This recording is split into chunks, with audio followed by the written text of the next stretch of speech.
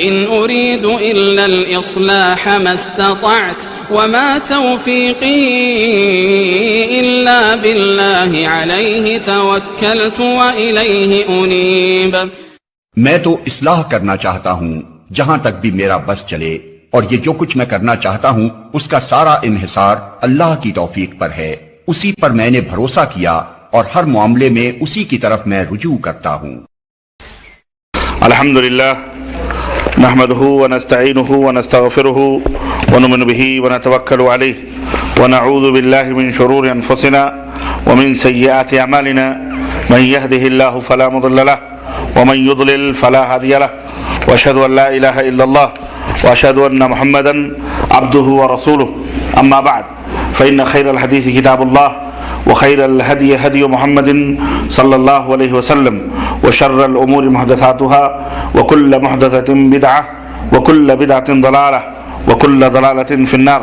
قال الله تبارك وتعالى في كلامه المجيد: أعوذ بالله السميع العليم من الشيطان الرجيم، بسم الله الرحمن الرحيم، يا أيها الذين آمنوا اتقوا الله حق تقاته ولا تموتن إلا وأنتم مسلمون واعتصموا بحبل الله جميعا ولا تفرقوا۔ وقال تعالى في مقام آخر: ألف لام ميم ذلك الكتاب لا ريب فيه هدى للمتقين الذين يؤمنون بالغيب ويقيمون الصلاة ومما رزقناهم ينفقون۔ اللهم صل على محمد وعلى آل محمد كما صليت على إبراهيم وعلى آل إبراهيم إنك حميد مجيد۔ اللهم بارك على محمد وعلى آل محمد كما باركت على إبراهيم وعلى آل إبراهيم إنك حميد مجيد۔ تمام قسم کی حمد و ثنا، کبریائی اور بڑائی اس اللہ عز و جل کے لیے لائق و زیبہ ہے جس نے ہمیں اور آپ کو پیدا فرمایا، اور بیش بہا درود و سلام اس ذات مبارکہ مطہرہ پر جن کا نام نامی اسم گرامی احمد مجتبیٰ محمد مصطفیٰ صلی اللہ علیہ وسلم ہے۔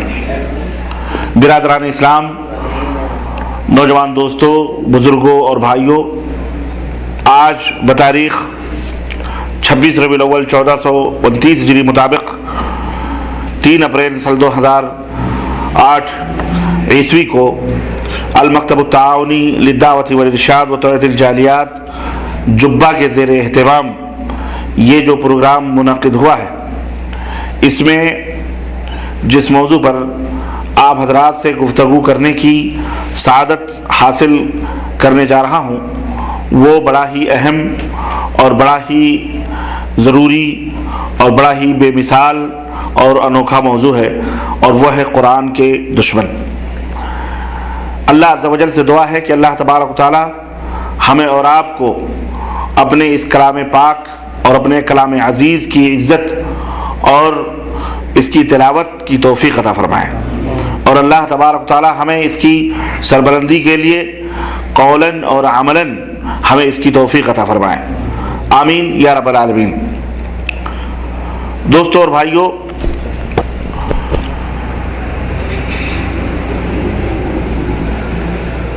یہ بڑی عجیب سی بات ہوتی ہے کہ اعلانات کے ذریعے لوگوں کو اطلاع کیا جاتا ہے کہ اللہ اور اس کے رسول کی باتیں ہوں گی، دین اسلام کا تذکرہ ہوگا، اپنے گزشتہ اسلاف کی سیرت اور ان کی تاریخ اور ان کے بارے میں کچھ گفتگو آپ حضرات سے کی جائے گی، مسلمانوں کو بتلایا جاتا ہے، اعلان کیا جاتا ہے۔ اس کے باوجود بھی ہم ایسے لوگ ہو چکے ہیں اور ایسے ہم سست یا مردہ دل ہو چکے ہیں کہ ہمارے ذہن و دماغ پر ان اعلانات کا اور ان تمام جد و جہد کا، کوششوں کا جو بیچارے کرتے ہیں، ان کا کوئی خاصا اثر نہیں پڑتا ہے۔ لیکن اگر یہی اعلان کسی فاسق و فاجر اور کسی بے غیرت بے حیا آدمی کے لیے کیا جائے، یا کسی کھلنڈرے کے لیے کیا جائے، یا کسی پلیئر کے لیے کیا جائے، یا کسی ناچنے گانے والے کے لیے کیا جائے، تو ہم اپنے وقت میں سے، اپنی زندگی میں سے صرف وقت ہی کی قیمت نہیں صرف کریں گے بلکہ جیب سے بھی پیسے صرف کر کے وہاں پہنچنے کے لیے ہم لوٹ مار کریں گے اور مار کٹائی کر کے ہم وہاں پہنچ کر چاہے جوتوں میں بیٹھنا پڑے چاہے کھڑے ہونا پڑے، بہرحال ہم وہ اپنی عزت سمجھیں گے۔ یہ غیروں کی بات میں نہیں کرتا، خود اپنے مسلمان بھائیوں کا ہمارا اپنا یہ حال ہو چکا ہے۔ تو آپ یہ بتلائے کہ میں نے جو اس موضوع کو منتخب کیا ہے، یہ قرآن کے دشمن، یہ قرآن کے دشمن بظاہر ہماری نظروں میں جو ہم سنتے ہیں دیکھتے ہیں، ہم غیروں کو سمجھتے ہیں۔ یعنی کچھ دنوں قبل کسی یورپین ممالک کے کسی ادیب نے، کسی رائٹر نے، جرنلسٹ نے، کسی اخبار لکھنے والے نے، کچھ ہفتے قبل کی بات ہے، شاید آپ کو معلوم ہو، اخبارات کے ذریعے، ٹیلی ویژنوں کے ذریعے، انٹرنیٹ کے ذریعے سے، کہ اس نے قرآن پاک کی توہین کی اور اس قرآن پاک کو مکمل اس نے فتنہ قرار دیا دور حاضر کا، اور کہا مسلمانوں کا جو یہ قرآن ہے یہ فتنہ ہے، یعنی پوری دنیا کے اندر یہ ایک بم ہے جس سے پوری انسانیت ہلاک اور برباد ہو جائے گی، اور جس کے اندر ایسی تعلیمات موجود ہیں کہ جن تعلیمات کے اوپر عمل کر کے دنیا ہلاکت و تباہ اور برباد ہو جائے گی۔ اس لیے اس نے اس موضوع پر ایک فلم بنائی، اس موضوع پر اس نے ایک ڈاکومنٹری تقریباً 15-20 منٹ کی فلم بنائی، اور اس نے فلم بنا کر کے یورپ میں، امریکہ میں، دنیا کے کونے کونے میں اس کو پھیلانے کی کوشش بھی کی۔ یہ اور بات ہے کہ اس کے خود مخالفین اس کے اپنے ملک میں، اس کے اپنے گھر میں پیدا ہوئے، اور لوگوں نے اسے جو ہے اس سے روکا، ڈسٹرب نہیں کرو، یہاں سے ہٹو، یہاں سے ہٹو، اگر بات کرنا ہے تو یہاں مت بیٹھو، سکون کے ساتھ بیٹھو، چپ چاپ سائڈ میں بیٹھو، ادھر بیٹھو۔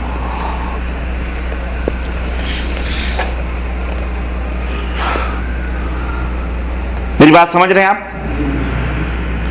اسی طرح سے آپ نے کچھ دنوں پہلے، سال 2-4 سال پہلے کی بات ہے، آپ نے اخبارات میں دیکھا ہوگا کہ دلی کے چوراہے پر قرآن پاک کے اوراق جلائے جا رہے ہیں۔ آپ نے یہ بھی اور خبر سنی ہوگی کہ امریکہ کے امریکین فوجیوں نے ابو غریب ہی نہیں بلکہ گونٹامو کے جیلوں میں جو مسلمانوں کو لے جا کر کے قید کیا ہے، ان کے سنڈاسوں میں، ان کے باتھ روموں میں قرآن کریم کو پھینکا گیا۔ اور ابھی 2 دن پہلے کی بات ہے، میں نے انٹرنیٹ کے اوپر اپنے آنکھوں سے ایسے مناظر دیکھے کہ رونگٹے کھڑے کر دیے گئے کہ پیشہ ور طوائف ہیں، ان کے جسموں کے اوپر قرآن کریم کی آیتیں لکھ لکھ کر اس کو پہنایا گیا۔ یہی نہیں کہ ہم کہتے ہوئے ہم لرزتے ہیں، ہم کانپتے ہیں کہ جناب علی وہ باتھ روم، وہ ٹوائلٹ جس کے اوپر آدمی بیٹھ کر کے، یورپین ٹائپ کے جو ٹالی ٹائپ کے ہوتے ہیں، بیٹھ کر کے قضائے حاجت کرتا ہے، اس کا جو ڈھکن ہے جس پر جن کو ڈھکا جاتا ہے، اس ڈھکن کے اوپر لا الہ الا اللہ محمد الرسول اللہ لکھا گیا ہے۔ یہی نہیں بلکہ وہ سینڈلیں، جو جوتیاں یہ طوائف ہیں، یہ رنڈیاں یا یہ جو فاحشہ قسم کی عورتیں استعمال کرتی ہیں، ان چپلوں کے اوپر قرآنی آیات، ان سینڈلوں کے اوپر قرآنی آیات لکھے گئے ہیں۔ یہ کون کر رہا ہے؟ یہ اس وقت کی میڈیا، اس وقت کے وہ لوگ جو اپنے آپ کو انسانیت کے بہت بڑے علمبردار سمجھتے ہیں، جو لوگ اپنے آپ کو انسانیت کو آزاد کرانے کا جنہوں نے بیڑا اٹھایا ہوا ہے، جو یہ کہتے ہیں کہ دنیا غلام ہے، دنیا کو ہم ایک نئی دنیا میں لانا چاہتے ہیں، دنیا کو ہم ایک نئے دور میں لانا چاہ رہے ہیں، دنیا کو ہم ترقی کی راہوں پہ لے جانا چاہ رہے ہیں، دنیا کو ہم جو ہے روشنی میں لانا چاہتے ہیں، یہ وہ لوگ یہ باتیں کہتے ہیں۔ اور دیگر مذاہب اور دیگر دینوں کی کتابیں، ان کے دھرموں کی باتیں، ان کے مذہبوں کی باتیں انہیں نہیں ملتی۔ اگر دنیا میں انہیں کوئی نظر آتا ہے تو کون نظر آتا ہے؟ مسلمان۔ ان کی اپنی مذہبی کتاب، وہ قرآن جو پوری دنیا کے لیے آج بھی چیلنج ہے۔ اللہ رب العزت نے جسے قرآن کریم میں ارشاد فرمایا کہ ان کنتم علی ریب، اے لوگو اگر تمہیں کوئی شک ہے، اگر تمہیں کوئی شبہ ہے اس کتاب کے بارے میں جو ہم نے اپنے نبی محمد صلی اللہ علیہ وسلم کے اوپر نازل کیا، جو ہم نے اپنے نبی حضرت محمد صلی اللہ علیہ وسلم محمد رسول اللہ پر نازل کیا، اگر تمہیں کوئی شک ہے فَدُعُوا شُهَدَاءَكُم مِّن دُونِ اللَّهِ، تو لاؤ اپنے تمام بڑے بڑے لوگوں کو اللہ کے علاوہ اور جمع کر کے فاتو بسورۃ من مثلہ، ایک سورت اس کی طرح، ایک سورت بنا کر کے اس کی طرح دنیا کے سامنے پیش کرو،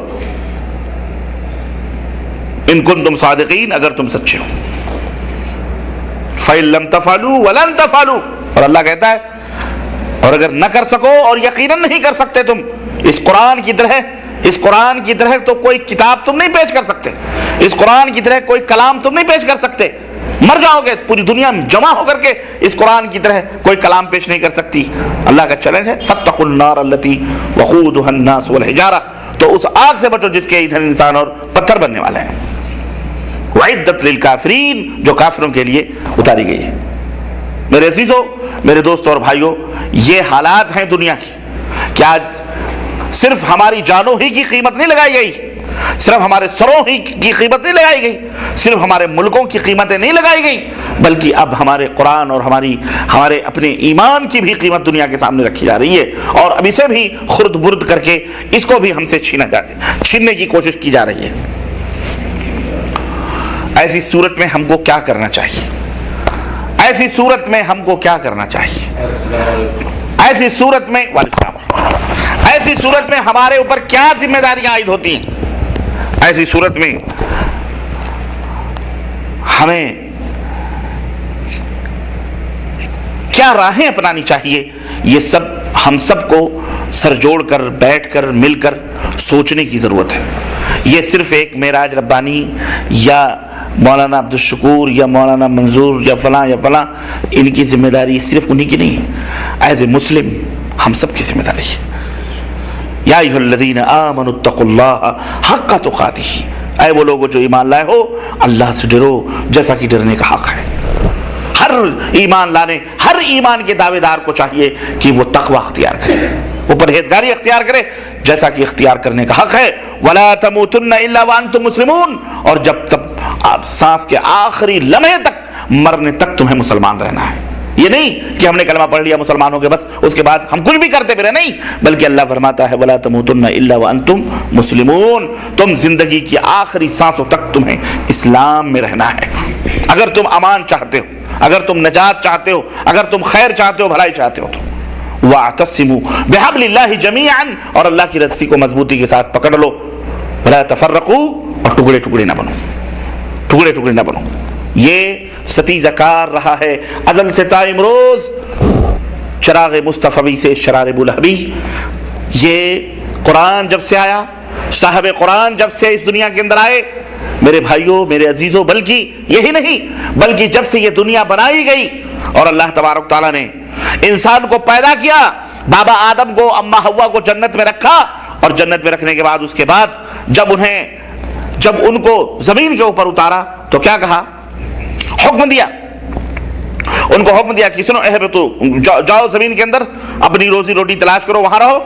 فَإِمَّا يَأْتِيَنَّكُم مِّنِّي هُدًى فَمَن تَبِعَ هُدَايَ فَلَا خَوْفٌ عَلَيْهِمْ وَلَا هُمْ يَحْزَنُونَ، جاؤ دنیا کے اندر رہو، ہماری طرف سے ہدایتیں آئیں گی، ہماری طرف سے تعلیمات آئیں گی، ہماری طرف سے روشنی آئے گی، تو جو لوگ اس روشنی کی اتباع کریں گے، جو لوگ اس روشنی کو فالو کریں گے، جو لوگ اس دین کو اپنائیں گے، ان کو نہ کوئی خوف ہوگا نہ کوئی غم ہوگا، وہ اللہ کے ہاں سرخرو ہوں گے۔ وہ روشنی آتی رہی، آدم علیہ السلام سے لے کر اللہ تبارک تعالیٰ نبیوں کے سلسلوں کو جاری کیا، ہماری رشد و ہدایت کے لیے انبیاء آتے رہے، رسول آتے رہے، اور تقریباً ایک ضعیف روایت کے مطابق تقریباً 1,24,000 انبیاء اور رسول اس دنیا میں آئے، اور پھر آخری نبی جو قیامت تک اب کوئی دوسرا نبی آنے والا نہیں، آخری نبی خاتم النبیین حضرت محمد الرسول اللہ صلی اللہ علیہ وسلم نے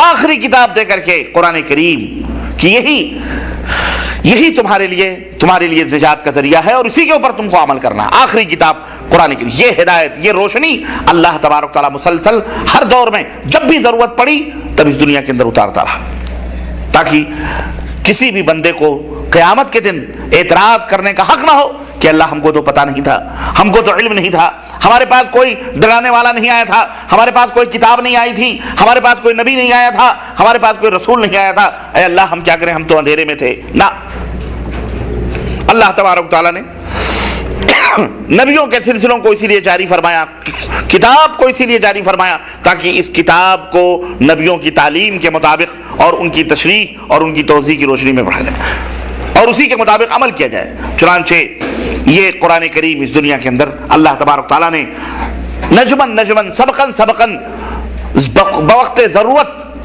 اللہ تبارک تعالیٰ نے اس قرآن کو نازل فرمایا. اور یہ قرآن نبی کریم صلی اللہ علیہ وسلم کی زندگی, نبی کریم صلی اللہ علیہ وسلم کی جو مکی اور مدنی زندگی, جو 23 سالہ زندگی تھی, اس 23 سالہ زندگی میں یہ قرآن مختلف حالات میں اترتا رہا. کتنے برس میں اترا یہ قرآن؟ 23 برس میں یہ قرآن جب ضرورت پڑی یہ قرآن اللہ کے رسول صلی اللہ علیہ وسلم کے اوپر اترتا رہا. اور اللہ کے نبی اس قرآن کو لوگوں کو پڑھ کر کے سناتے رہے, لوگوں کو بتلاتے رہے, لوگوں کو اس کی روشنی میں تعلیم دیتے رہے, لوگوں کو اخلاقیات کی تعلیم دیتے رہے, نماز کی تعلیم دیتے رہے, زکوٰۃ کی تعلیم دیتے رہے, اور معاشرت کی تعلیم دیتے رہے, سیاسیات کی تعلیم دیتے رہے. غرض پوری دنیا کی تعلیمات, پوری تعلیمات جو ایک انسانیت کی ہدایت اور خیر اور اس کی بھلائی کے لیے ضروری تھی, اس قرآن کے اندر اللہ تبارک تعالیٰ نے نازل فرما دی. اور اللہ کے نبی صلی اللہ علیہ وسلم اپنی امت کو یہ تمام سب تعلیم دیتے رہے. ایسا نہیں رہا کہ یہ قرآن کی تعلیم جاری بھی تھی, اللہ کے نبی لوگوں کو بتلاتے رہے اور لوگ اسے قبول بھی کرتے رہے, ایسا بھی نہیں رہا. بلکہ اس کے معارضین, اس قرآنی دعوت کے مخالفین بھی کھڑے ہوئے, اور ایسے مخالفین کھڑے ہوئے, ایسے مخالفین مکے کے اندر خود, جس میں 40 برس تک اللہ کے رسول صلی اللہ علیہ وسلم نے اپنی بچپن سے لے کر کے جوانی تک کی زندگی گزاری.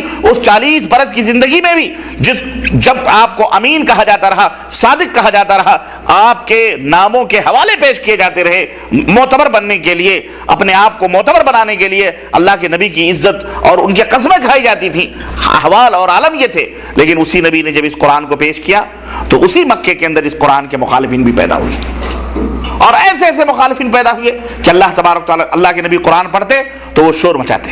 چنانچہ اللہ رب العزت نے قرآن کریم کے اندر اس بات کا نقشہ کھینچا ہے. وقال الذین کفروا, جس کو ابھی آپ عزیزم عبد الرحمن سے آپ نے اس تلاوت کو سنا کہ اللہ تبارک تعالیٰ نے فرمایا وقال الذین کفروا لا تسمعوا لهذا القرآن. کافر کہتے ہیں اس قرآن کو نہ سنو, یہ پڑھتے ہیں اس قرآن کو مت سنو. کیا کرو؟ والغوا فیہ, چیخ پکار کرو, سیٹیاں بجاؤ, تالیاں بجاؤ, ناچو گاؤ, تاکہ یہ قرآن لوگ نہ سنیں. کیونکہ جب یہ قرآن لوگ سنیں گے تو پھر ہدایت پا جائیں گے, سیدھی راہوں پہ آئیں گے. والغوا فیہ, اور اس کے اندر شور اور ہنگامے کرو, لعلکم تغلبون, تاکہ ان کے اوپر غالب آ جاؤ. خود بخود یہ چپ چاپ ہو جائیں گے, خود بخود یہ خاموش ہو جائیں گے. اللہ رب العزت نے قرآن کریم میں فرمایا فَلَنُذِيقَنَّ الَّذِينَ كَفَرُوا عَذَابًا شَدِيدًا, ضرور بضرور ہم ان کافروں کو بڑا سخت عذاب سنائیں گے. اللہ کا کلام پڑھا جائے اور شور و غوغا ہو, اللہ کا کلام پڑھا جائے, سیٹیاں بجائی جائیں, اللہ کا کلام پڑھا جائے اور تالیاں پیٹو, اللہ کا کلام پڑھا جائے اور جو ہے ادھم مچاؤ, شور مچاؤ. اللہ فرماتا فَلَنُذِيقَنَّ الَّذِينَ كَفَرُوا عَذَابًا شَدِيدًا, جن کافروں کو ہم سخت عذاب دیں گے. وَلَنَجْزِيَنَّهُمْ أَسْوَأَ الَّذِي كَانُوا يَعْمَلُونَ, اور جو یہ اعمال کرتے ہیں سب سے برا بدلہ ہم اس کا انہیں عطا فرمائیں گے قیامت کے دن.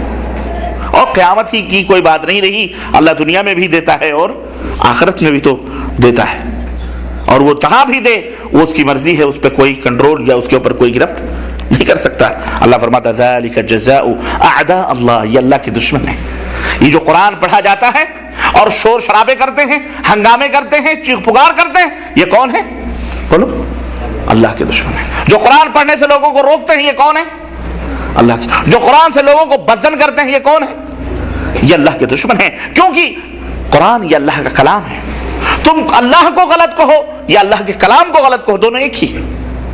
اللہ میں اور اللہ کے کلام میں کوئی فرق نہیں ہے. تم کسی کی بات کو جھٹلاؤ یا کسی شخص کو جھٹلاؤ, دونوں میں کوئی فرق نہیں ہے. ایک آدمی کو کہہ دیا آپ نے تو جھوٹا ہے, ایک آدمی کو کہہ دیا کہ تیری بات جھوٹی ہے, دونوں باتیں ایک ہی ہے, چاہے ادھر سے کان پکڑو چاہے ادھر سے کان پکڑ لو. تو اللہ فرماتا ہے کہ ذالک جزاء اعداء اللہ, یہ اللہ کے دشمن ہیں جو قرآن سے لوگوں کو روکتے ہیں. ذالک جزاء اعداء اللہ, ذالک جزاء اعداء اللہ النار, ان دشمنوں کے لیے نار ہے, نار جہنم ہے، لہم فیہا خالدون، لہم فیہا دار الخلد، ان کے لیے اس کے اندر ہمیشہ ہمیشہ رہیں گے۔ اور جو ہماری آیتوں کا یہ انکار کرتے ہیں، ان آیتوں کے کیا انکار کا جو ان کو سزا دی جائے گی یہ وہ ہوگی کہ وہ جہنم کے اندر ہمیشہ ہمیشہ رہیں گے، جہنم کے اندر ہمیشہ ہمیشہ رہیں گے۔ یہ اللہ تبارک و تعالیٰ نے اسی زمانے میں اللہ عز و جل نے یہ بات لوگوں کے سامنے بتا دی تھی، اس کے باوجود بھی لوگ ہنگامے کرتے، اس کے باوجود بھی شور و شرابے کرتے، لیکن اللہ کا نبی اپنی دعوت کو پھیلاتا رہا، اپنی دعوت کو لوگوں کے سامنے دیتے رہے۔ وہ کبھی بھی ان باتوں سے نہیں چوکتے تھے۔ آج بھی چلتے چلتے وہ دور آیا، آج بھی اس سے یہ پتہ چلتا ہے کہ قرآن کے دشمن وہ ہوتے ہیں جو شیطان کے دوست ہوتے ہیں۔ قرآن کا دشمن وہ ہوتا ہے جو دنیا کے اندر فتنہ و فساد برپا کرنا چاہتا ہے۔ قرآن کے دشمن وہ ہوتے ہیں جو اللہ کا کھاتے ہیں لیکن اللہ کو کھاتے ہیں، اللہ کی زمین پر چلتے ہیں، اللہ کے دی ہوئی خیرات اور برکات سے فائدہ اٹھاتے ہیں لیکن اللہ کی باتوں کو سننا نہیں چاہتے۔ وہ کون ہیں؟ وہ شیطان کے دوست ہیں، وہ قرآن کے دشمن ہیں۔ اور آج تک یہی معاملہ چلا رہا ہے کہ جتنے بھی کفار ہیں، مشرکین ہیں، یہودی ہوں، نصرانی ہوں، اکثر و بیشتر سب اللہ کو مانتے ہیں، یہ نہیں ہے سب اللہ کو مانتے ہیں، لیکن ہدایت اللہ رب العزت کس کو دیتا ہے؟ جس کے دل میں اللہ کا ڈر ہوتا ہے۔ یہ زبان سے تو کہتے ہیں کہ ہم اللہ کو مانتے ہیں لیکن ان کے دل میں اللہ کا خوف نہیں ہے۔ اللہ کا وعدہ ہے الف لام میم ذالک الکتاب لا ریب فیہ، یہ الف لام میم یہ وہ کتاب ہے جس میں کوئی شک و شبہ کی بات نہیں۔ ھدی للمتقین، اس کے اندر ہدایت ہے، رہنمائی ہے، نجات ہے، کس کے لیے؟ متقیوں کے لیے، جن کے دلوں میں اللہ کا خوف ہے، اللہ کا ڈر ہے۔ لیکن جو صرف زبان سے کہتے ہیں اللہ، چاہے یہودی ہو، چاہے نصرانی ہو، چاہے بدھسٹ ہو، چاہے جین ہو، چاہے کوئی بھی ہو، زردشتی ہو، کوئی بھی ہو، جو زبان سے کہتے ہیں اللہ لیکن ان کے دلوں میں اللہ کا خوف نہیں، اللہ کا ڈر نہیں، تو پھر ایسے لوگوں کو ہدایت نہیں ملتی، ہدایت انہی کو ملتی۔ تو آج جو کچھ بھی یہ ہو رہا ہے میرے عزیزو، جو کچھ بھی یہ ادھم چوکڑی مچائی گئی پوری دنیا کے اندر، پہلے ہمارے ملکوں کو غصب کیا گیا، سب کو غصب، ہماری بہو بیٹیوں کی عزت و آبرو غصب کی گئی اور کی جا رہی ہے، اور جو کچھ بھی ہو رہا ہے خیر یہ تو بہت ہلکا تھا، لیکن اب ہمارے ایمان کے اوپر جب نوبت آئی ہے، ہمارے ایمان کے اوپر جب بات آئی ہے، ہمارے قرآن کو ہم سے بدزن کرنے کی بات آئی ہے، اور جیسا کہ میں نے بتلایا کہ یہ آج کی بات نہیں رہی، شروع سے یہ معاملہ رہا ہے، ایسی صورت میں ہم کو کیا کرنا چاہیے؟ میں بتاتا ہوں نبی کریم صلی اللہ علیہ وسلم کی سیرت طیبہ کے حوالے سے۔ قرآن یہ کوئی معمولی کتاب نہیں ہے، پہلے اس کو سمجھو۔ تو نہ مٹ جائے گا ایران کے مٹ جانے سے، کسی کے مٹانے سے یہ قرآن اللہ اکبر مٹ سکتا نہیں، مٹ سکتا ہے، قرآن کبھی نہیں مٹ سکتا ہے الحمدللہ۔ بلکہ اللہ رب العزت نے قرآن کی خصوصیت یہ فرمائی ہے اِنَّا نَحْنُ نَزَّلْنَا الذِّكْرَ وَإِنَّا لَهُ لَحَافِظُونَ، مٹانے والے مٹ گئے، ختم ہو گئے، اس دنیا سے چلے گئے، لیکن اللہ فرماتا ہے ہم نے اس قرآن کو اتارا ہے اور ہم اس کی حفاظت کی ذمہ داری لیں گے۔ پچھلا تجربہ رہا ہے، پچھلے نبیوں کو کتابیں دی گئیں، تختیاں دی گئیں، صحیفے دیے گئے، توریت دیے گئے، زبور دیے گئے، انجیل دیے گئے، ظالموں نے، ان یہودیوں نے، ان خنزیر کے کھانے والے، تن کے گورے، من کے کالے، ان یورپیوں نے، اور ان کیا کہتے ہیں اپنے آپ کو عیسائی نہیں کہتے ان کو، کرسچن نصرانیوں نے، انہوں نے کیا حشر کیا؟ خرد برد کیا اپنی مرضیوں سے۔ یکتبون الکتاب بایدیہم، کتابیں باتیں لکھ کر کے اسی بائبل کے اندر شامل کری، انجیل کے اندر شامل کری، اور کہتے تھے ھذا من عند اللہ، یہ اللہ کی طرف سے اتر کے آئی ہوئی بات۔ ان ظالموں نے کم خیانت نہیں کی، اللہ نے ایسے نہیں کتے بلی بندر بنائے، ان کو ایسے نہیں بنائے، انہوں نے بڑی بڑی نالائقی حرکتیں کی ہیں، اور آج تک اللہ رب العزت جو قرآن میں فرمایا وَضُرِبَتْ عَلَيْهِمُ الذِّلَّةُ وَالْمَسْكَنَةُ، آج تک یہ ذلیل و رسوا ہیں یہودی، اور انشاءاللہ قیامت تک ذلیل و رسوا رہیں گے انشاءاللہ تبارک تعالیٰ، یہ کبھی عزت و آبرو کی زندگی نہیں پا سکتے۔ لیکن یہاں ایک بات اور آپ سمجھ لو، اگر ہماری زندگی بھی ان کے نقش قدم کے پر چلی تو ہم بھی انہی کے اندر شامل ہو جائیں گے۔ اگر ہماری زندگی، ہمارا کردار، ہمارا ایمان، ہمارا عقیدہ، ہمارا عمل، ہماری دنیا انہی یہود و نصارہ کے نقش قدم پر چلی، ہم چلے اسی پر، تو یاد رکھو ہم بھی انہی کی طرح ہو جائیں گے۔ ہم میں کوئی سرخاب کے پر نہیں لگے کہ ہم نے لا الہ الا اللہ محمد رسول اللہ پڑھ لیا اور باقی پوری زندگی ہم نے یہود و نصارہ کے طرز پر گزاری تو ہم مسلمان رہے، نہ، ایسا نہیں ہو سکتا، ایسا نہیں ہو سکتا۔ اللہ کے رسول صلی اللہ علیہ وسلم نے فرمایا ہے، یہ صحیح حدیث ہے، کہ من تشبہ بقوم فہو منہم، جو کسی قوم کی مشابہت اختیار کرتا ہے وہ اسی میں سے ہو جاتا ہے۔ اور اللہ کے رسول صلی اللہ علیہ وسلم نے فرمایا کہ افترقت الیہود علی 71 فرقہ، یہودی 71 فرقوں میں بٹے، والنصارى 72 فرقوں میں بٹے، وستفترق امتی علی 73 فرقہ، اور میری امت 73 فرقوں میں بٹے گی، ایک ہاتھ ہم اور آگے رہیں گے۔ اللہ کے حبیب فرماتے ہیں میری امت ایک ہاتھ یہود و نصارہ سے آگے رہے گی، کلھا فی النار، سب کے سب جہنم میں جائیں گے الا واحدہ، سوائے ایک کے۔ قالوا وما ہی یا رسول اللہ، صحابہ کرام نے کہا اللہ کے نبی وہ کون سی فرقہ، وہ کون سی جماعت ہے؟ قال ما انا علیہ واصحابی، جس پر میں ہوں اور میرے صحابہ، جس دین، جس عقیدے اور جن منہج اور جن باتوں پر میں ہوں اور میرے صحابہ ہیں، قیامت تک آنے والے جو لوگ اس کو مضبوطی سے پکڑے رہیں گے وہی لوگ جنت میں جائیں گے، باقی میری امت کے 72 فرقے کے لوگ کہاں جائیں گے؟ بولو بولو، جہنم میں جائیں گے۔ کل حزب بما لدیہم فرحون، آج تو ہم نے نہ جانے کتنے فرقے بنا بنا کر کے اپنی اپنی پارٹیوں میں خوش ہیں، ہم جنتی ہو کر ہم جنتی ہو کر ہم جنتی، یہی تول لو، یہود و نصارہ کے نقش قدم پہ چلو گے تو اسی طرح سے ہو جاؤ۔ یہود و نصارہ کی پوری خصوصیتیں قرآن کریم میں اللہ رب العزت نے بیان فرمائی، ان کے پورے پول کھولے ہیں کہ وہ کیا کیا کرتے تھے۔ اتخذوا احبارهم ورهبانهم اربابا من دون اللہ، ان کی یہود و نصارہ کی ایک چال یہ بھی تھی اور ایک عادت سیئہ بری عادت یہ بھی تھی کہ وہ اپنے مولویوں اپنے پیروں کو الرب بنا لیتے تھے، یعنی اپنا آنکھیں بند کر کے جو حضرت فرما رہے ہیں سب صحیح ہے، حرام ہے تو حرام، حلال ہے حلال، جس کو چاہیں حلال کریں جس کو چاہیں حرام کریں، سب پیروں اور مولویوں کے ہاتھوں میں دیا ہوا تھا اور اپنا ٹھرے مار کے سوتے تھے، وہ دنیا میں مشغول تھے۔ جو آرڈر آ گیا چرچ سے، جو آرڈر آ گیا ان کے اپنے عبادت گاہ سے، خلاص وہی حق ہے وہی سب کچھ ہے، ان کو کچھ فکر نہیں تھی کہ ہمیں بھی کچھ کرنا۔ آج ہماری بھی یہی حالت ہو چکی ہے کہ نہیں ہو چکی ہے؟ آج ہم بھی دنیا میں مشغول ہیں، بلڈنگیں بنانے میں، کار بنگلے یہ وہ جمع کرنے میں، دین کون سیکھے گا؟ دین کے لیے چندہ دے دیتے ہیں، مدرسے ہم نے قائم کیے اور خلاص 10 روپے چندہ دے دیے، ہم عہدے سے بری ہو گئے، زکوٰۃ صدقات میل کچل اٹھا کے مدرسوں کو دے دیے، مولویوں کو دے دیے، ختم بھائی، جو حضرت فرما رہے ہیں وہ صحیح۔ نہ، یہ دین مختلف ہے، یہ دین پچھلے دینوں سے ذرا اس کا انداز الگ ہے۔ اللہ کے رسول صلی اللہ علیہ وسلم نے اس دین کی ذمہ داری یہ بتلائی ہے کہ بلغوا عنی ولو آیہ، تم میں کا ہر شخص مبلغ ہونا چاہیے، ایک آیت کریمہ تمہیں یاد ہے اپنے بھائی تک پہنچانے، اسے پہنچاؤ،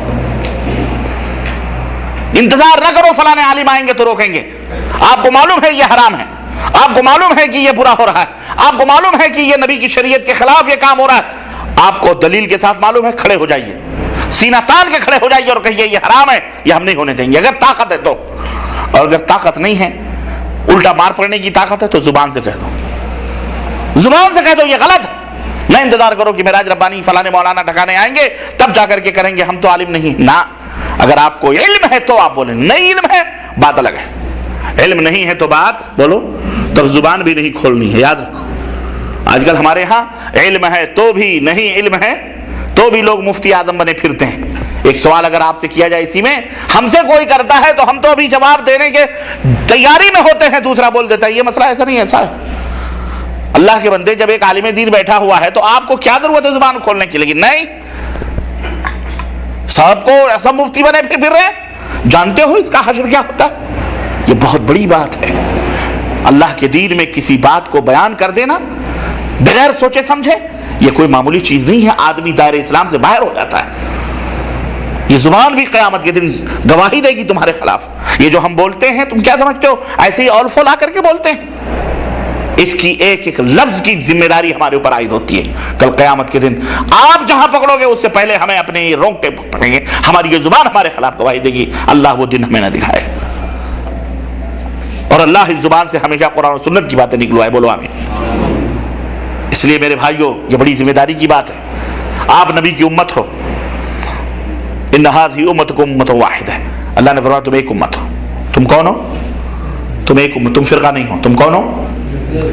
ہاں ایک امت ہو، ایک ہو، بس ایک ہو، ایک ہی نبی کے ماننے والے، ایک رسول کے ماننے والے، ایک قبلہ، ایک کعبہ اور ایک قرآن، ایک حدیث تمہارا، بس تم انیک نہ بنو،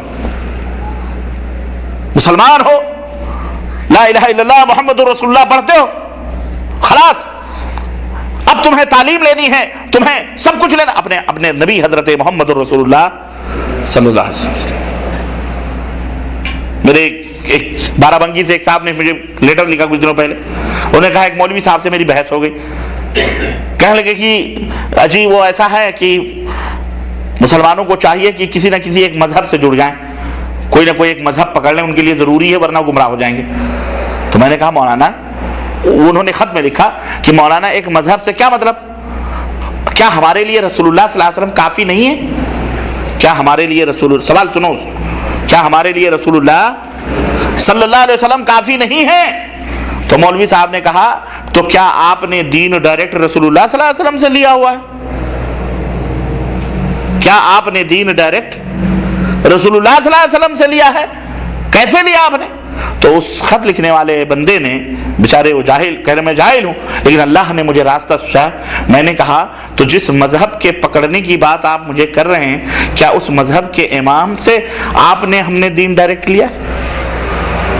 نہیں سمجھ آئی؟ آ گئی سمجھ میں؟ ہاں, تو آپ رسول اللہ صلی اللہ علیہ وسلم کے لیے تو یہ مشکل پیش کر رہے ہو کہ ڈائریکٹ کیا آپ نے لیا ہے, اور امام کے پکڑنے کے لیے کیا آپ نے ڈائریکٹ امام سے دین لیا ہے؟ وہاں یہ مشکل کیوں نہیں پیش آتی ہے؟ اس کا مطلب ہے دال میں کچھ کھالا. اس کا مطلب بولے یار تفصیل ہے, اب آپ سے کون بات کرے, چھوڑو جانے. بولے نہیں مولانا تفصیل نہیں, یہی حق ہے کہ ہمارے لیے رسول اللہ صلی اللہ علیہ وسلم کافی ہیں, وہی ہمارے امام ہیں, وہی قائد ہیں, وہی رہبر ہیں, وہی رہنما ہیں. ہمارے الو گلو دوسروں کے پیچھے نہیں چلنا ہے, چلنا ہے تو کس کے پیچھے چلنا ہے؟ یہ یہودیوں کی صفت تھی, اتخذوا احبارهم ورهبانهم اربابا من دون اللہ, جنہوں نے اپنے پیروں, اپنے مولویوں, اپنے فقیروں کو اللہ کے علاوہ رب بنا لیا تھا. جو کہتے ہیں حرام تو حرام, جو کہتے ہیں حلال تو حلال. نہ, یہ ہمارے نبی صلی اللہ علیہ وسلم کے دین میں یہ نہیں ہے. ہمارے نبی صلی اللہ علیہ وسلم کے دین میں کیا ہے؟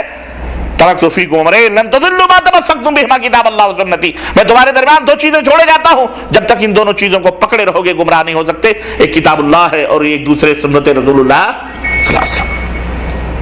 میرے عزیزوں, میرے دوستوں, عرض کرنے کا مطلب یہ ہے کہ یہود و نصارہ اسی قرآن کے خلاف انہوں نے پہلے سے بھی یہ ذرا موبائلز بند کر لو پلیز. میں سمجھتا ہوں کون سا امریکہ فتح ہو رہا ہوگا, آپ جا رہے ہیں فتح کرنے, وہاں سے بیت المقدس سے کوئی صدا آ رہی ہوگی آپ کو بلانے کے لیے, تھوڑی دیر کے لیے, 1 گھنٹے کے لیے بس پلیز. یہ جوال جنجال ہے, دیکھو کوئی بند کر دو, شاید ان کو نہیں معلوم ہوگا بند کرنے کی. اللہ تعالیٰ سکون عطا فرمائے.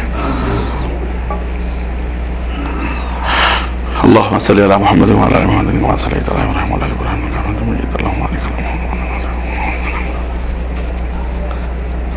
میرے بھائیوں, میرے عزیزوں, یہ بڑے نازک ایام گزرتے ہیں. ہم بڑی مشکلوں کے بعد آپ تک بڑی مشکلوں تک پہنچتے ہیں. یہ مکاتب جعلیات, یہ دعویٰ سینٹرز, یہ بیچارے کوشش میں رہتے ہیں کہ آپ کے کچھ وقت جو بھی ملتے ہیں اللہ اور اس کے رسول کے لیے آپ جو ہے کچھ باتیں سننے کے لیے یہاں اکٹھا کیے جائیں. یہ ہزاروں ریال خرچ کیے جاتے ہیں تاکہ ان کو کیا غرض پڑی ہے سعودیوں کو آپ کو بٹھا کر کے یہاں عزت سے قالینوں پر آرام سے بٹھا کر سکون کے ساتھ, کیا ضرورت پڑی ہے ان کو؟ ہمارے ملک میں تو بہت کم ہی لوگ ایسا کرتے ہیں, یا اپنے مولوی کو بلا کر کے اپنی کروا کے نکال دیتے ہیں. ان غریبوں, ان کو کیا پڑی ہے جبکہ یہ کسی ان کو, لیکن نہیں, اللہ نے دیا فکر ہے, سوچ, اور یہی فکر سوچ ہمیں ہونی چاہیے. اس لیے ہمیں لبیک کہنا چاہیے بڑی خوشی کے ساتھ. اپنے کاروبار 1 گھنٹے کے لیے بند کر کے چلو چلتے ہیں, آج اللہ رسول کی بات ہوگی. یہ یہاں نجات کا ذریعہ ہے یہاں بیٹھنا. اللہ کے رسول صلی اللہ علیہ وسلم فرماتے ہیں کہ مجتمع قوم فی بیت من بیوت اللہ, جب بھی کوئی قوم اللہ کے گھروں میں سے کسی گھر میں بیٹھتی ہے, کہیں جمع ہوتی ہے, اور پھر وہ ذکر اللہ, اور اللہ کا وہ ذکر کرتے ہیں, تو اللہ تبارک و تعالیٰ ان کا ذکر اپنے قریبی فرشتوں میں فرماتا ہے. ان کا ذکر کہاں فرماتا ہے؟ ہاں, جو ملائکہ مقربین ہیں ان کا ذکر وہاں ہوتا. اور یہی نہیں بلکہ اللہ کے رسول صلی اللہ علیہ وسلم فرمایا کہ فرشتے وہاں اترتے ہیں, اللہ کی رحمتیں نازل ہوتی ہیں, اللہ کی برکتیں نازل ہوتی ہیں, اور جب مجلس کا آخری وقت آتا ہے اور مجلس برخاست ہوتی ہے تو پکارنے والا پکار کے کہتا ہے, اے لوگو اپنے گھروں کی طرف پلٹ جاؤ, اللہ نے تمہارے گناہوں کو معاف فرما دیا ہے. میرے بھائیوں, میرے عزیزوں, ایک تو یہ مجلسیں انشاءاللہ ہر ماہ لگیں گی انشاءاللہ. ہم حائل سے آئیں گے اور مختلف زبانوں کے لوگ آئے ہیں, ہم حائل سے آئیں گے انشاءاللہ, اور ہماری مجلس ہر مہینے لگے گی. ویسے تو یہاں پہ جو آپ کے مکتب میں اب تو پرماننٹ الحمدللہ ایک عالم دین مدینہ یونیورسٹی کے فارغ اور ایک علمی خاندان, علمی گھرانے کے جو ہے شخص مولانا عبدالشکور صاحب مدنی, جن کے والد محترم بھی مولانا عبدالحق صاحب وہ بھی عالم دین ہیں, وہ الحمدللہ آپ کی خدمت کے لیے یہاں متعین کیے گئے ہیں. اب آپ کو حجت اور آپ کو کہیں بھاگنے فرار کی راہ نہیں ملے گی. آپ کو کوئی مسئلہ کوئی بات پوچھنی ہے, آپ انہیں پکڑیے. آفس میں کتاب چاہیے, قرآن چاہیے, کیسے چاہیے, وہ اس لیے ان کو رکھا گیا ہے کہ وہ آپ کی خدمت کے, آپ کی دینی معلومات میں قرآن اور سنت کی روشنی میں آپ وہ علم حاصل کریں. اب آپ بھاگ نہیں سکتے, اور اب یہاں علم حاصل کریں. علم حاصل کرو گے, اور سب سے بڑا یہ قرآن کا علم, کیونکہ قرآن ہی یہ سب کو معلوم ہے کہ قرآن چھین لیا جائے تو مسلمان برباد ہو جائیں گے. لیکن ایک بات اور یاد رکھو, اور پوری دنیا کے لوگوں کو یہ بات کان کھول کر کے سن لینی چاہیے, کہ یہ تمہاری اپنی مذہبی کتابیں نہیں ہیں جن میں تم نے خرد برد کر کے اور اس کو برباد کر دیا ہے. یہ اللہ کی کتاب قرآن کریم ہے, جس کی حفاظت کی ذمہ داری خود اللہ تبارک و تعالیٰ نے لی ہے. اور یہ کتاب اللہ قیامت کی صبح تک انشاءاللہ تبارک و تعالیٰ اسی طرح جیتا اور جاگتا پوری دنیا میں روشنی پھیلاتا رہے گا انشاءاللہ تبارک و تعالیٰ. اس کو مٹانے والے مٹ جائیں گے, اور تم جاؤ, یہ بھی ہم کہتے ہیں, پوری دنیا کے قرآن کو جمع کر کے کسی دریا میں ڈال دو, یا 15-20 برس تک کے لیے پابندی لگا دو کہ کوئی کتاب دنیا میں نہ چھپے. ہمارا دعویٰ ہے کہ تمہارا تو نام و نشان ختم ہو جائے گا, لیکن جتنے قرآن کے پڑھنے والے اس وقت موجود ہیں اس کے کئی گنا انشاءاللہ 20 برس کے بعد قرآن پڑھنے والے ہماری جماعتوں میں, ہمارے مسلمانوں کی سب موجود ہیں انشاءاللہ تعالی. کیونکہ قرآن صرف ان کتابوں میں محفوظ نہیں ہے, قرآن مسلمانوں کی چھاتیوں پہ لکھا ہوا ہے, مسلمانوں کے دلوں پہ لکھا ہوا ہے, مسلمانوں کے سینوں پہ لکھا ہوا ہے. الحمدللہ یہ قرآن مٹنے والا نہیں ہے. رشیا نے کسی زمانے میں پابندی لگائی تھی, رشیا نے, روس نے, جب پورے صوبوں کو اس نے اپنے قبضے میں کیا تھا. اور آج سے 15-20 سال 15-16 سال پہلے جب یہ پورے کنٹریز ٹوٹے, پورے ولایات اور صوبے الگ الگ ہوئے, تب جا کر کے ان بیچاروں کو, مسلمانوں کو آزادی ملی. اس وقت عالم یہ تھا کہ کچھ اسٹوڈنٹس مدینہ یونیورسٹی پڑھنے آئے, بخارا کے, ترمذ کے اور رسیا کے سارے تقریباً 25-30 تھے, سارے کے سارے حافظ قرآن تھے. لوگوں نے ان سے پوچھا کہ وہاں تو قرآن ممنوع تھا, کوئی پڑھاتا ہوا ملے تو اسے سولی پہ چڑھا دیا جاتا تھا, کسی کے گھر میں ملے تو اس گھر کو بلڈوزر چلا دیا جاتا تھا, آخر تم نے قرآن کیسے حفظ کیا؟ انہوں نے کہا کہ ہمارے باپ داداؤں نے گھر کی آخری کمروں میں بیٹھ کر زبانی طور پر قرآن حفظ کرایا, اور الحمدللہ ہمارے شہروں میں ہر گھر کے اندر حافظ قرآن موجود ہے. اور آج بھی میں آپ کو بتاؤں, مصر کے اندر باقاعدہ ایک بستی ہے, پورا ایک قریہ ہے, ایک بستی, جس کا بچہ مرد سے لے کر عورت تک آج تک الحمدللہ حافظ قرآن ہے. آج تک اس کو قریۃ الحفاظ ہی کہا جاتا ہے.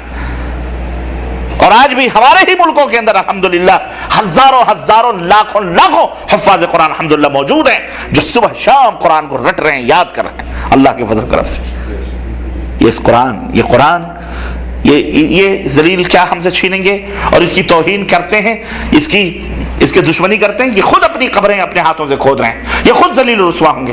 ہمارے اسلام, ہم بھی ایک دھرم کے ماننے والے ہیں, مسلمان ہیں. تم بھی کہتے ہو کہ ہم موسیٰ علیہ السلام کے ماننے والے یہودی ہیں, تم بھی کہتے ہو کہ ہم عیسیٰ علیہ السلام کے ماننے والے عیسائی ہیں. ہم نے تو کبھی کسی بائبل کی توہین نہیں کی, ہم نے تو کسی وید کی توہین نہیں کی, ہم نے تو کسی زبور اور انجیل کو ہم نے نہیں جلایا. ہم نے تو نبیوں, ہم مسلمانوں کا تو ہمارا ایمان اور عقیدہ یہ ہے کہ ہم اپنے نبی پر ایمان لانے کے ساتھ ساتھ اگر ہم موسیٰ پر ایمان نہ لائیں تو مومن نہیں, ہم عیسیٰ کے اوپر ایمان نہ لائیں تو مومن نہیں. ہماری کشادہ ظرفی, وسعت ظرفی اور عالی ظرفی کا عالم تو یہ ہے کہ ہمارا قرآن مکمل طور پر پچھلی کتابوں کی تصدیق کر رہا ہوا ہوتا ہے, جس کے اندر اللہ تعالیٰ نے فرمایا کہ جو اس میں اترا اور جو اس سے پہلے جو کتابیں اتری, قرآن کی خصوصیت یہ ہے کہ ان پچھلی کتابوں کی بھی یہ تصدیق کر رہی ہے.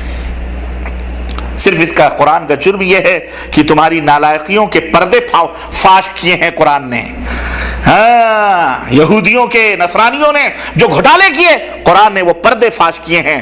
حرام کو کیسے یہ حلال کرتے تھے، حلال کو کیسے یہ حرام کرتے تھے، کیسے یہ زنا کرتے تھے، کیسے بدکاریاں کرتے تھے، کن کن انداز سے یہ اللہ کو دھوکہ دینے کی کوشش کرتے تھے، کیسے کیسے انہوں نے اللہ کے دین کے ساتھ گڑبڑی کری، اور کیسے کیسے لوگوں کو قتل کرتے تھے، کیسے کیسے ظلم و فساد کرتے تھے. قرآن کریم میں پورے کرتوت اللہ تعالیٰ نے ان کے بیان فرمائے. معلوم ہے کہ نہیں معلوم ہے آپ کو؟ سورہ بقرہ پڑھو، یا بنی اسرائیل اذکروا، یا بنی اسرائیل اذکروا، یا بنی. یہ بنی اسرائیل کون ہے؟ یہ یہی یہود و نصارہ ہے. یہ کون ہے؟ ان کو قرآن سے دشمنی کیوں ہے یہ بھی سنتے چلو. ان کو قرآن سے دشمنی کیوں ہے، تم سے دشمنی کیوں ہے معلوم ہے؟ بتاؤ. ان کو قرآن سے اس سے دشمنی یہ ہے کہ یہ پرانی تاریخ اپنی یاد کرو. کعبہ کو کس نے تعمیر کیا؟ بابا ابراہیم علیہ السلام. بابا ابراہیم کے کتنے بیٹے تھے؟ 2 بیٹے تھے. کتنے بیٹے تھے؟ 2 بیٹے تھے. بڑے بیٹے کا نام کیا تھا؟ اسماعیل. اور چھوٹے بیٹے کا نام کیا تھا؟ اسحاق. حضرت اسماعیل کہاں پیدا ہوئے؟ کہیں بھی پیدا ہوئے؟ مکے میں آئے. ان کی والدہ کا نام کیا تھا؟ بولو. ہاجرہ. ان کے والدہ کا نام کیا تھا؟ ہاجرہ. ماں اور بیٹے کو چھوڑ کے گئے، اور اس کے بعد تاریخ آپ کو معلوم ہے، کعبہ تعمیر ہوا، زمزم کا کنواں نکلا، سب کچھ ہوا. معلوم ہے کہ نہیں معلوم ہے؟ اس کے بعد حضرت اسحاق علیہ السلام پیدا ہوئے، اور ان کی اماں کا نام کیا تھا؟ سارہ. حضرت اسحاق علیہ السلام کی اماں کا نام سارہ تھا. پھر حضرت اسحاق کے بیٹے پیدا ہوئے. ان کے ایک بیٹے کا نام کیا تھا؟ یعقوب. تم لوگ مت بولو بھائی.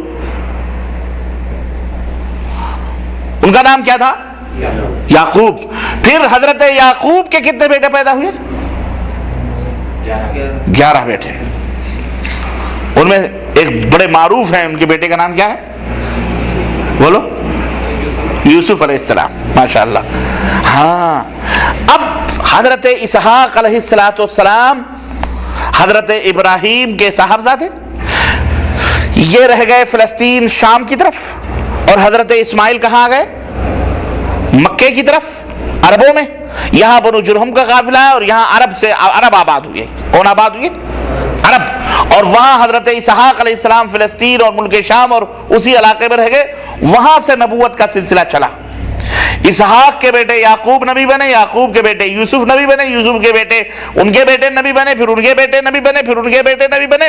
تقریباً 40,000 انبیاء علیہ السلام کا ایک سلسلہ ہے جو چلا.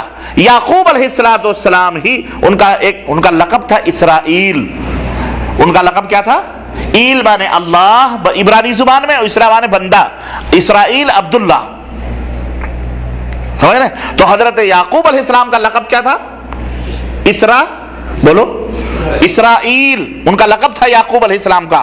اور بنو اسرائیل یعنی اسرائیل کے بیٹے، یعنی یعقوب کے بیٹے.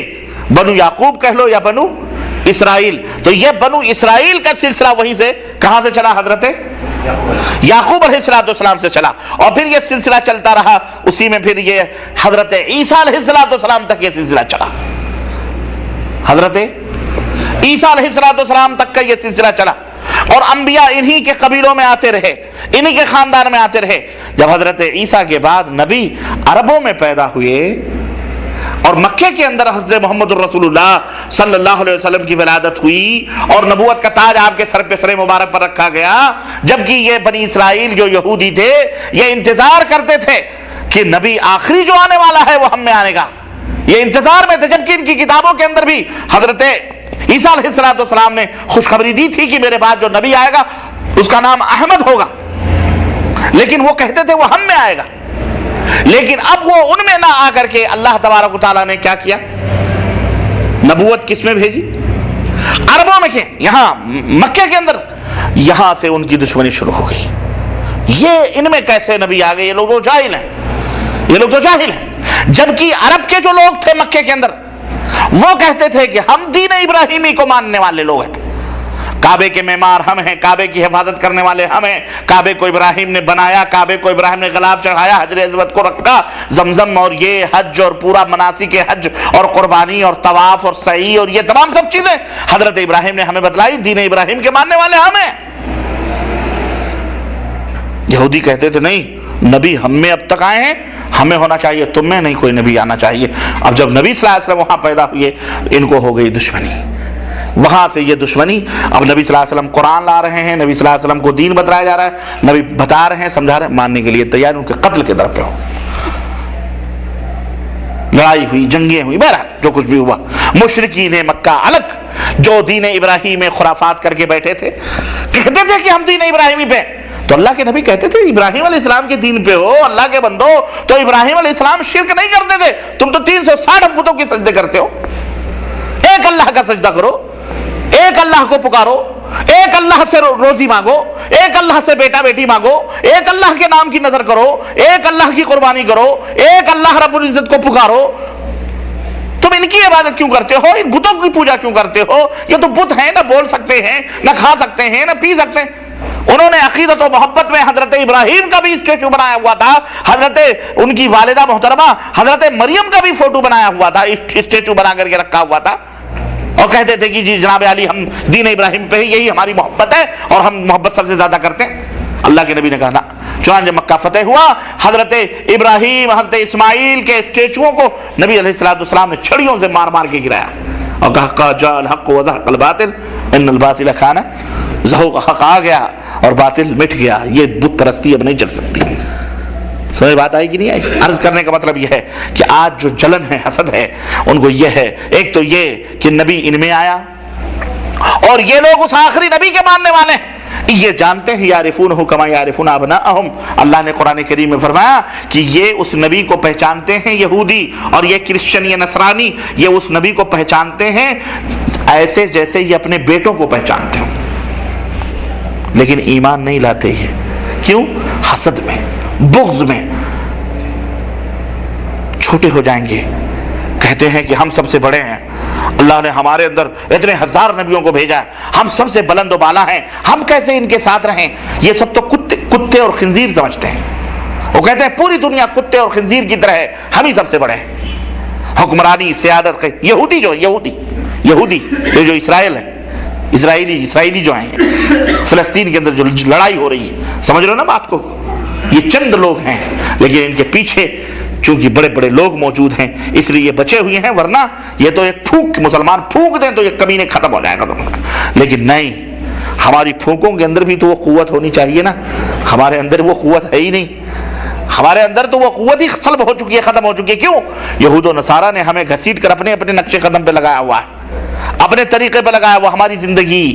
ہم قرآن سے رشتہ توڑ چکے، نماز سے رشتہ توڑ چکے، اللہ کی توحید سے رشتہ توڑ چکے، نبی صلی اللہ علیہ وسلم کے بارے میں ہم کو کچھ نہیں معلوم، اپنی تاریخ کا ہم کو کچھ پتا نہیں، ہمیں زندگی کیسے گزارنی چاہیے۔ ہم نے فلمیں، سینما ہال اور تھیٹر اور ناول اور میگزین اور یہ اور وہ غلط سلط علم گلم برے لوگوں، باطل لوگوں سے ہم نے لینا سیکھ لیا، تو پھر ہم کہاں؟ قرآن کو ہم پڑھتے نہیں، قرآن جو ہمارے پوری کائنات کے لیے رشد و ہدایت کے لیے آیا تھا، ہم اس قرآن کو سیکھتے نہیں، جانتے نہیں، تو بتاؤ پھر وہ ہم کہاں جائیں؟ پھر ہمارا وہی حشر ہونے والا، تو ہماری پھونکوں میں ہمارے جسموں میں قوت اور طاقت کہاں سے آئے گی؟ ہماری دعاؤں میں طاقت کہاں سے آئے گی؟ اس لیے اے مسلمانوں، اے لوگوں، اے ایمان والو، اللہ سے ڈرو، اور اللہ سے ڈرتے ہوئے اللہ کے دین کے اوپر قائم و دائم رہو۔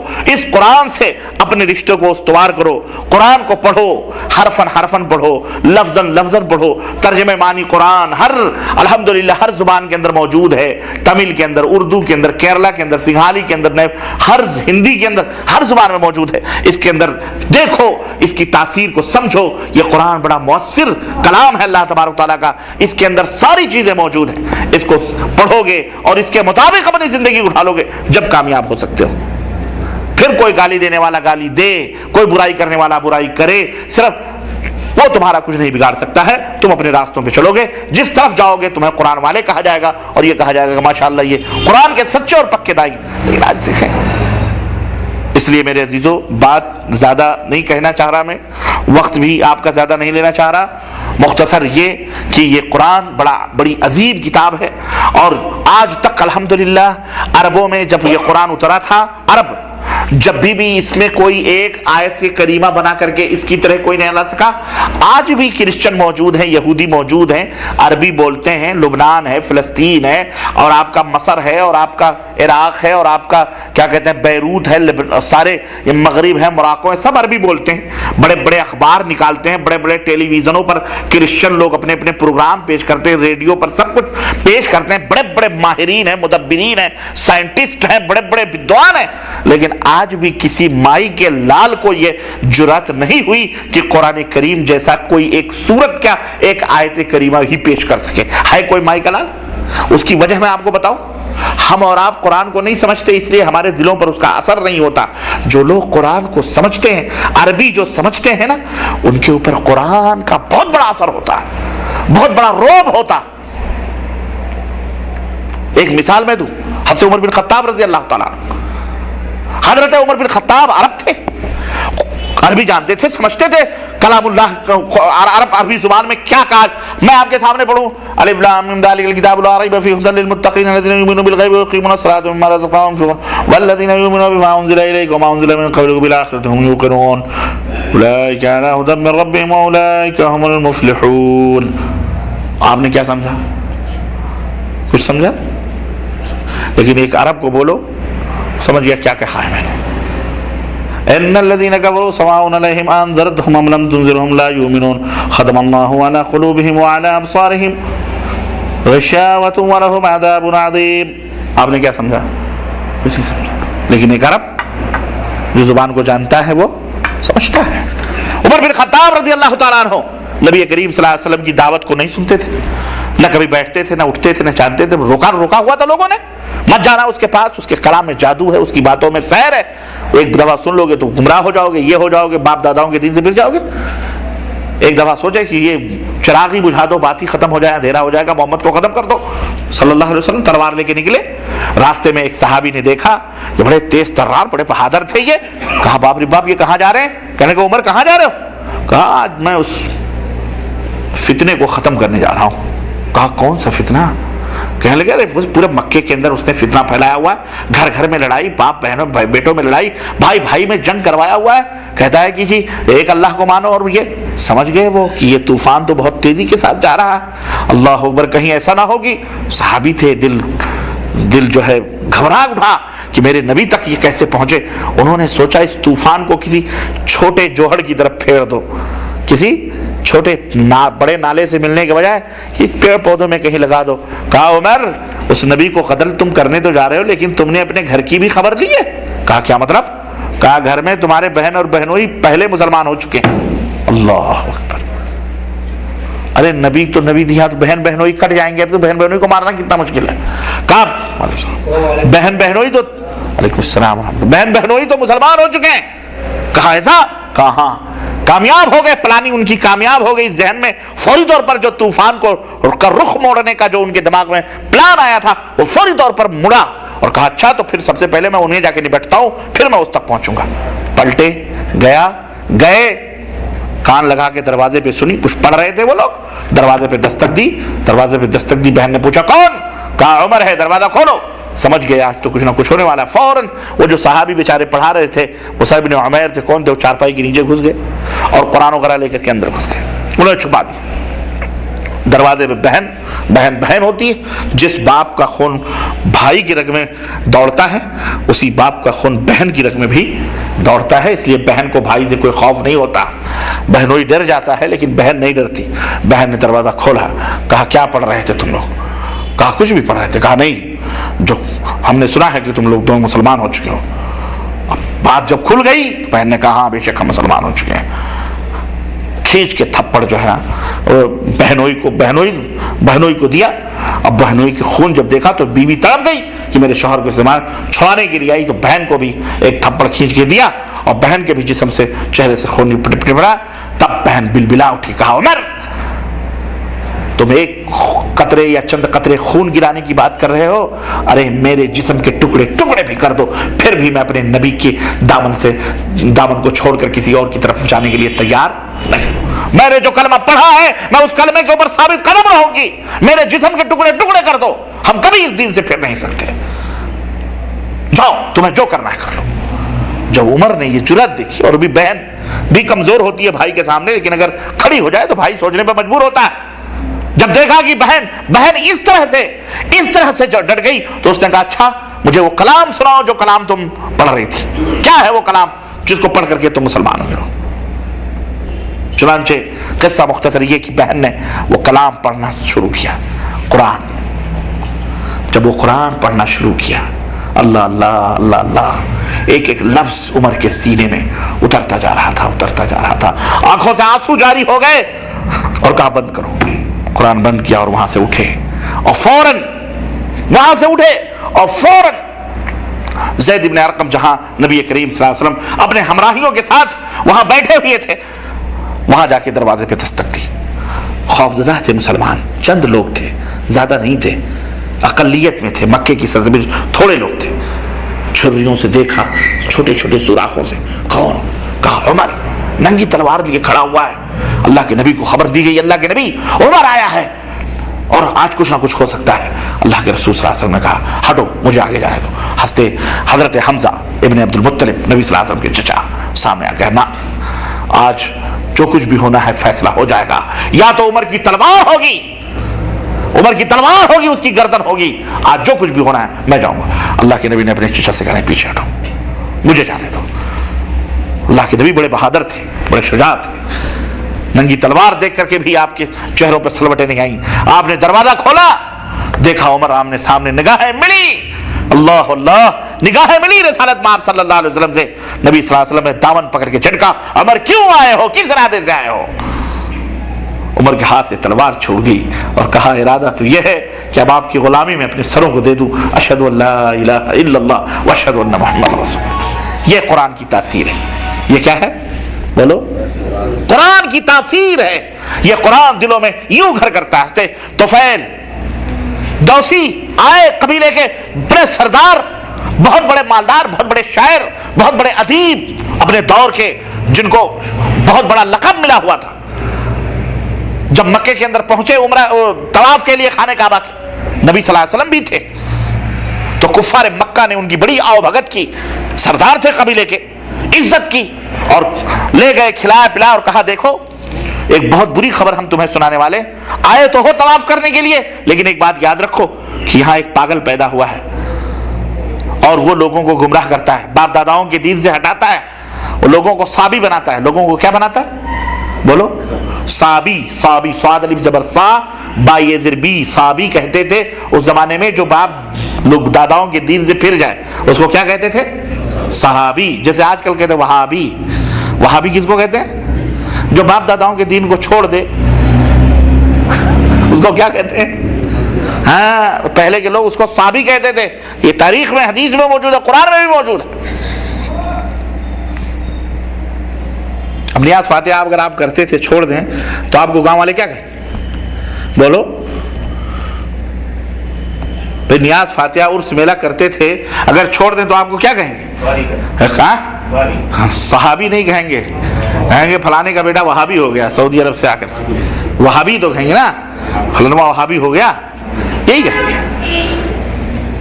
پہلے انہی کو صحابی کہا جاتا تھا. تو اللہ کے رسول صلی اللہ علیہ وسلم بیٹھے تھے اپنا، یہ کہتے ہیں خود اپنا واقعہ کہ میں کعبے کا طواف کرتا تھا تو روئی ہوتی ہے نا، روئی کان میں ڈال کے طواف کرتا تھا کہ کہیں اس کی باتیں میرے کان میں نہ جائیں. ایک دن، دو دن، چند دن گزرے، طواف کرتے رہے. تو ایک دن کہنے لگے یار میں پاگل ہوں، میں ایک بہت بڑا ادیب ہوں، عالم ہوں، اپنے دھرم کا جانکار ہوں، میں اتنا پاگل ہوں. لوگوں نے مجھے کہا کہ اس کی باتیں نہ سنو. یہ سنو تو صحیح، یہ کہتا کیا ہے؟ ہوتا ہے نا کبھی کبھی دل میں بات آتی ہے، جب بہت زیادہ فورس پڑتا ہے تو آدمی کی ایک فطرت ہے، جس چیز سے روکو وہ کبھی نہ کبھی کیا ٹرائی تو کرو، کیا ہے یہ چکر، کیا ہے یہ معاملہ، کیا دیکھو تو کیا ہے. ایک دن انہوں نے کان سے روئیاں نکالی اور طواف کرتے کرتے اللہ کے نبی خانہ کعبہ کی ٹیک لگائے قرآن پڑھ رہے تھے. طواف کرتے کرتے جا کے نبی کی خدمت بیٹھ گئے، کہنے لگے ہمیں بھی سنائیے کیا پڑھ رہے ہیں. اللہ کے نبی قرآن، اللہ کے نبی نے پڑھنا شروع کیا. اب جب قرآن پڑھنا شروع کیا، ادھر قرآن پڑھتے جا رہے ہیں، ادھر آنکھوں سے آنسو جاری، اور دیکھا تو ہوا یہ کہ وہیں بیٹھے بیٹھے کہہ لگے یہ تو کسی شاعر کا کلام نہیں، کسی جادوگر کا کلام نہیں، یہ تو کوئی دنیا میں کسی انسان کا، بشر کا کلام ہی نہیں ہو سکتا ہے، یہ کلام تو آسمان والے کا ہو سکتا ہے۔ اشہد ان لا الہ الا اللہ واشہد ان محمد رسول اللہ، وہی کلمہ شہادت پڑھ لی اور وہی مسلمان ہو گئے۔ تو جو کلام کو سمجھتے ہیں ان کے اندر یہ تاثیر پیدا ہوتی ہے۔ یہ خنزیر، کتے بلی کھانے والے تنگے گورے من کے کالے یورپ اور یہ کفار اور مشرکین اور موت اور پیشاب پینے والے گائے بچڑے کی، یہ کیا سمجھیں زبان کیا ہے، کلام کیا ہے، اللہ کیا ہے، رسول کیا ہے، ان کو کیا تمیز ہے؟ تو یہ جلائیں گے نہیں، یہ حمامات ٹوائلٹ میں نہیں رکھیں گے، یہ ہمارے یہاں عربوں میں بھی مثل ہے، کل اناء یترشح بما فیہ، برتن میں اس میں پیشاب ہے تو پیشاب ہی ٹپکے گا، سوراخ کرو گے تو اس میں عطر نہیں ٹپکے گی، اس میں ہے نا، اس میں اگر کلر لال رنگ کا پانی بھرا ہے تو لال ہی رنگ کا پانی گرے گا۔ تو جس برتن کے اندر جو ہوتا ہے وہی ٹپکتا ہے۔ میرے عزیزو، یہ گندے لوگ ہیں، اس لیے نہ کسی کے دین، نہ کسی کی عزت، نہ کسی کی آبرو، نہ کسی کی بہن، نہ کسی کی بیٹی، نہ کسی کے قرآن، نہ کسی کے رسول، نہ کسی کے نبی کا احترام ان کے دلوں کے اندر ہے۔ ان کے اندر خود ان کے اپنے نبی کا احترام نہیں ہے، تو پھر ہمارے نبی اور ہمارے قرآن اور ہمارے اللہ کا کیا احترام ہوگا؟ اس لیے اللہ نے فرمایا انہیں معاف کر دو، ان کو چھوڑ دو، اللہ ہی ان سے انتقام لینے والا ہے انشاءاللہ تبارک تعالیٰ، اللہ ہی ان سے انتقام لے گا انشاءاللہ تبارک تعالیٰ۔ اور جنہوں نے ہمارے قرآن کی توہین کیا کرتے ہیں، ہمارے نبی کی توہین کیا کرتے ہیں، انشاءاللہ اللہ ان سے خود نپٹے گا انشاءاللہ تبارک تعالیٰ۔ ہمیں زیادہ پریشان ہونے کی ضرورت نہیں۔ البتہ میرے عزیزو، یہاں ایک بات ضرور ہے کہ آدمی دشمن کے سائے سے بھی بچتا ہے۔ آدمی اپنے دشمن کی گلی سے اگر یہ دیکھتا ہے میرا دشمن اس گلی سے گزر رہا ہے تو وہ گلی چھوڑ دیتا ہے کہ نہیں چھوڑ دیتا ہے؟ ہمیں بھی چاہیے کہ ہم اپنے دشمن سے دشمنی رکھیں، اپنے دشمن کے ہر عادت اور ہر طور طریقے کو توبہ کریں، چھوڑ دیں، اپنے دشمن کے ہر تعلقات سے اپنے دشمن سے کٹ کر دیں، ان کے جو بھی سماجی، سوسائٹی، معاشرتی طور طریقے، تہذیب، تمدن جو کچھ بھی ہیں ان سے مکمل طور پر ہم بھی بائیکاٹ ہوں، ہم اپنے دین کے اوپر عمل کریں اور ہم اللہ سے قریب ہوں، اپنے نبی سے زیادہ محبت کریں، اپنے نبی سے زیادہ اپنے نبی کی سنتوں کو فالو کریں، اپنے نبی کی تعلیمات کو اوپر لائیں گے تو یہ اور ذلیل ہوں گے انشاءاللہ تبارک تعالیٰ، اور انہیں اور رسوائیاں آئیں گی، یہ اور بلبلائیں گے۔ لیکن اگر ہم اس کے الٹا ہو گئے، انہی کے نقش قدم پہ چلنے لگے تو میرے عزیزو پھر تو قرآن ہم پہ لعنت کرے گا، خود ہمیں اللہ ہی لعنت کرے گا، ہم نہ ادھر کے رہیں گے نہ ادھر کے رہیں گے۔ اس لیے اے لوگو، ادخلوا فی السلم کافہ، ٹوٹل مکمل طور پر اسلام میں داخل ہو جاؤ۔ یہی دین رحمت ہے، یہی دین انسانیت ہے، یہی محبت ہے، یہی دین مساوات اور برابری ہے، اسی دین کے اندر نجات ہے، اسی قرآن کے اندر خیر ہے، بھلائی ہے، اسی کے اندر سب کچھ موجود ہے۔ اگر تمہیں معلوم کرنا ہے تو اس خزانے کو کھولو اور پڑھو، معنی قرآن کریم پڑھو، ترجمے پڑھو، تفسیریں پڑھو، انشاءاللہ تعالیٰ آپ کے سینے کھلتے چلے جائیں گے، اور یہی چیزیں پڑھتے پڑھتے آپ کی آنکھیں بند ہوئی اور جنت میں آپ جائیں گے۔ اللہ عز و جل سے دعا ہے کہ اللہ ہمیں ان نصیحتوں پر سب سے پہلے ہمیں عمل کرنے کی اور پھر آپ سب کو عمل کرنے کی توفیق عطا فرمائے، اور اللہ تمام مسلمانوں کو اپنے اس قرآن سے جڑنے کی توفیق عطا فرمائے، اس قرآن سے دوستی اور محبت کرنے کی توفیق عطا فرمائے، اس قرآن کو اپنے سینے سے لگا کر اور اس کی تعلیمات کے اوپر عمل کرنے کی توفیق عطا فرمائے، آمین یا رب العالمین۔ وصلی اللہ علی نبینا محمد وعلی آلہ وصحبہ اجمعین، والسلام علیکم ورحمۃ اللہ وبرکاتہ۔